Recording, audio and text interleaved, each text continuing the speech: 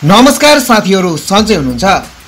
तपाईहरुलाई थाहा छँदैछ आज हाम्रो नेपालको आफ्नो रेल नेपाल आउँदैछ। सबैको चासो अनि विषय रहेको छ हाम्रो रेल कस्तो छ त।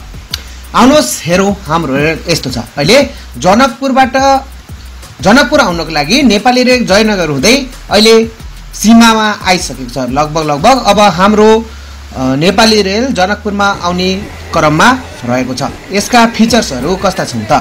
1300 सीट क्षमताको यो रेलमा भारतका विभिन्न मध्यम दूरीमा चल्ने इन्टरसिटी एक्सप्रेसकै फिचरमा रहेका छन्। यो सबैले सोध्नु भएको यो इलेक्ट्रिक हो र भनेर सोध्नु भएको छ। उहाँहरुलाई के भन्न चाहन्छु भने रेल विभागका महानिर्देशक बलराम मिश्रका अनुसार यो रेल डिजेलबाट स्टार्ट हुन्छ र जेनेरेटरबाट पैदा भएको बिजुलीले इन्जन चल्छ र यसरी यो रेल चल्छ। अहिले यो नेपाल आउने क्रममा रहेको छ। आउनुहोस् हेरौं कस्तो छ त हाम्रो नेपालको रेल भित्र अनि बाहिरी भाग केही भागहरु म तपाईलाई देखाउने कोसिस गरिरहेको छु। आउनुहोस् हेरौं।